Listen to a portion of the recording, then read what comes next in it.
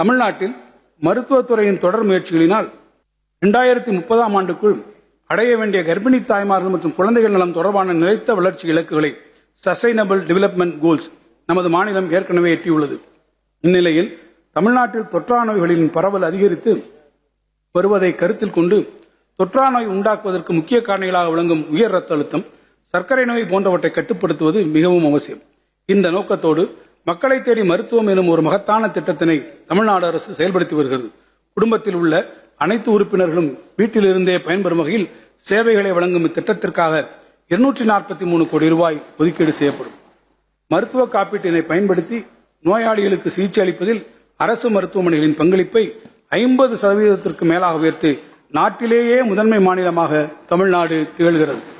இந்த மருத்துவமனைகளில் கட்டமைப்பை மேலும் மேம்படுத்தி உயர் சேவைகளை வழங்குவதற்காக காப்பீட்டு தொகுப்பு நிதியிலிருந்து 200 கோடி ரூபாய் செலவிடப்படும். விலை மதிப்பற்ற மனித உயிர்களை காத்து 2 லட்சம் நபர்களுக்கு மேல் பயன்பெற்றுள்ள நாட்டிலேயே முன்னோடியான இன்னுயிர் காப்போம் நம்மை காக்கும் 48 திட்டத்தை மேலும் மேம்படுத்திட இந்த அரசு முனைந்துள்ளது. சிகிச்சை செலவுகளை கருத்தில் கொண்டு இத்திட்டத்தின் கீழ் விபத்து நடந்த முதல் 48 மணி நேரத்தில் வழங்கப்படும் இலவச சிகிச்சைக்கான உச்சவரம்பு தொகை 1 லட்சம் ரூபாயிலிருந்து 2 லட்சம் ரூபாயாக உயர்த்தப்படும்.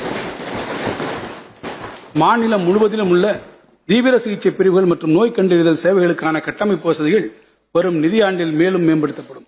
ராமநாதபுரம் மாவட்டம் ராமேஸ்வரம், அரியலூர் மாவட்டம் செந்துறை, காஞ்சிபுரம் மாவட்டம் திருப்பெரும்புதூர், ராணிப்பேட்டை மாவட்டம் அரக்கோணம் ஆகிய அரசு மருத்துவமனைகளிலும் தேனி மற்றும் சேலம் அரசு மருத்துவக் கல்லூரி மருத்துவமனைகளிலும் 50 படுக்கைகள் கொண்ட 6 தீவிர சிகிச்சை பிரிவுகள் 142 கோடி ரூபாய் மதிப்பீட்டில் கட்டப்படும்.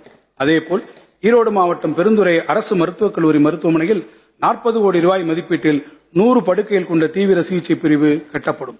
மேலும் 87 கோடி ரூபாயில் 25 வட்டம் மற்றும் வட்டம் சாரா மருத்துவமனைகளுக்கு கூடுதல் கட்டடங்கள் கட்டப்படும்.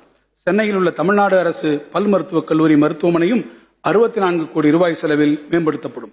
புற்றுநோயால் பாதிக்கப்பட்டவர்களுக்கு உயர்தர சிகிச்சைகளை அளிப்பதோடு இந்நோயை ஆரம்ப நிலையிலேயே கண்டுபிடிப்பது புற்றுநோயால் ஏற்படும் உயிரிழப்புகளை குறைத்திட மிகவும் அவசியமாகும். இந்த வகையில் மாநிலத்தில் உள்ள பல்வேறு மருத்துவக் கல்லூரி மருத்துவமனைகளில் புற்றுநோய் சிகிச்சை துறைகளை இந்த அரசு மேம்படுத்தியுள்ளது. புற்றுநோய் பற்றிய விழிப்புணர்வை ஏற்படுத்துவது, நோய் வந்த பின் ஆரம்ப நிலையிலேயே அதனை கண்டறிவது, தகுந்த சிகிச்சை அளிப்பது மற்றும் புனர்வாழ்வு சேவைகள் அளிப்பது போன்ற பல்வேறு நோய் மேலாண்மை உத்திகளை கொண்டு ஒரு புதிய புற்றுநோய் மேலாண்மை இயக்கத்தை இந்த அரசு செயல்படுத்தும்.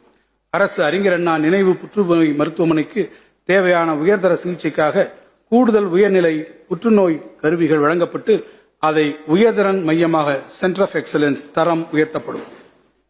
25 அரசு மருத்துவமனைகளில் சிறப்பு போதைப் பழக்க மீட்பு மையங்களை நிறுவி மது மற்றும் போதைப் பொருள்களால் பாதிக்கப்பட்டோருக்கு தேவையான மனநல ஆலோசனை, மருத்துவ சிகிச்சை மற்றும் புனர்வாழ்வு சேவைகள் 20 கோடி ரூபாய் செலவில் வழங்கப்படும். இந்த வரவு செலவு திட்ட மதிப்பீடுகளில் மருத்துவ மற்றும் மக்கள் நல்வாழ்வுத்துறைக்கு 20,198 கோடி ரூபாய் ஒதுக்கீடு செய்யப்பட்டுள்ளது. செய்திகளை உடனுக்குடனும் துல்லியமாகவும் தெரிந்து கொள்ள சப்ஸ்கிரைப் பண்ணுங்க.